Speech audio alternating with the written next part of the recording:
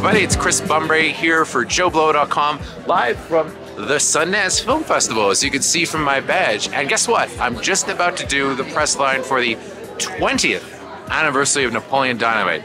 Wow, that makes me feel old. Let me be clear, we do not have a leader who's, forcing strange liquids down our throats, you guys.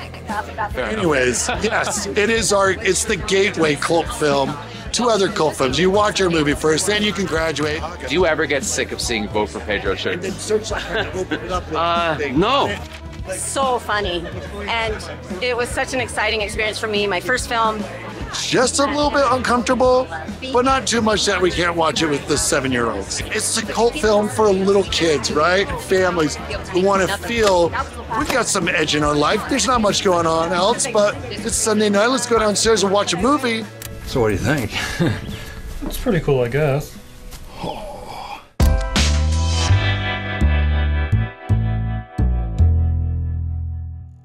It reminds me exactly of when I watched Raising Arizona for the first time. It was like that, that kind of movie, right?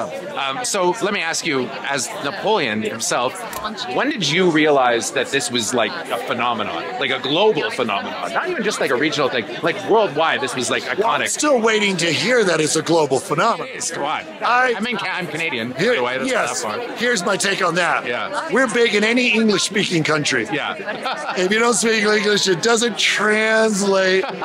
Like, I went to Japan, I was fairly safe there. They're like, Baso doko desu? I'm like, no. They're like, oh, something this man. We had been in theaters for probably a couple months. It's starting to get hot. It played forever, though. That was the thing. It played forever, and so it took a while.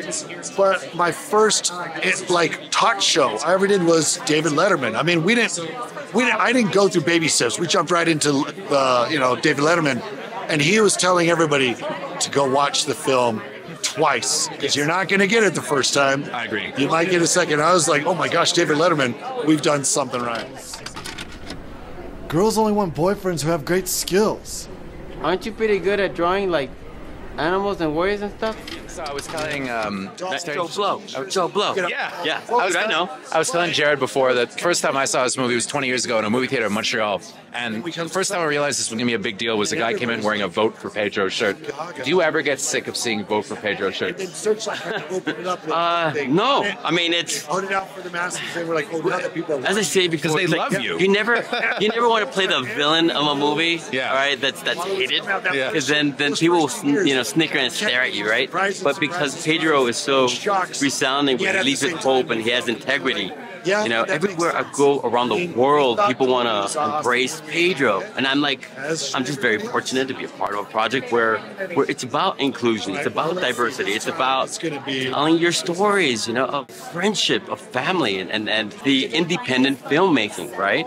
It's hard making a movie already, so to tell a great story, you got to find some of the basic details that really shape the story. And Jared was able to. How the heck are you going to do that? Build a cake or something. Well, and it's also, I think the thing I love about it is that it's not as cynical. I think everything nowadays is cynical, but there's something so warm-hearted and genuine about the film. And do you think that's maybe one of the reasons it stood up so well? Yeah. People are still watching it 20 years later? Well, it's such an original story. Yeah. There is only one Napoleon Dynamite. Right, within the underdog, and the fact that once that movie came out, we think about the 20 years of many films and stories that are quite the same as Napoleon.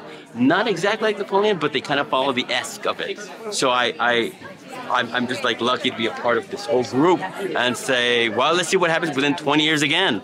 What was it like going from Napoleon Dynamite to working with Neville Dean Taylor on Crank? It must have been a little different. In the Crank world, I love those guys. Those guys are like, this is totally different, and I'm an actor. And I knew I wanted to get involved in something rugged, something gritty. And the fact I'm working with Jason Statham's and then not only did I do the first one, but doing the sequel, I like the sequel even more. Oh yeah. It's crazier, Yeah, and we talked about doing the third one. I hope it but happens. Everyone's schedules got so busy. And also, wanted to thank you for the beautiful drawing you did of me. It's hanging in my bedroom. Okay, so I have to ask you a question. Yes, please. Do you think that you made a mistake not going to the dance with not wanting to go to the dance with Napoleon? And do you regret leaving him for your friends, for your cool friends? Definitely. Napoleon's so cool, and also, who does that? That's so rude, you know? So yeah, definitely I watched that and I'm like, I'm ashamed. You haven't changed in 20 years, by the way. You look exactly the same. Thank you. Do you get recognized a lot for that movie? Because it's such a huge... You know, I live in South Salt Lake, so sometimes it's just kind of random. But my kids do tell all their school teachers, so then I walk around and I'm kind of like, yeah, it's me. They're at the age now that they watch Napoleon. They watch it, they love it, and their friends think that's cool, so it's cool for them, you know. Can I ask you a question? When did you realize that this was going to become this massive pop culture phenomenon? You know, from the beginning, I loved the script. I thought it was amazing, so funny, and it was such an exciting experience for me. My first film, I didn't know at the time that indie films don't go very far, usually. So actually, I thought everyone's going to see me. I'm in a movie, and as it started going here at Sundance, just watching the news, I was kind of just waiting, like, is it going to take off? I think, because people usually see a movie if you're in. I don't know. I was naive, but I just kind of watched it as it grew and was like, I don't know. It's funny because I feel dumb saying, yeah, I knew everyone was going to see it. It's only because I was naive, you know. Do you want to go over by my friend Pedro and dance really quick?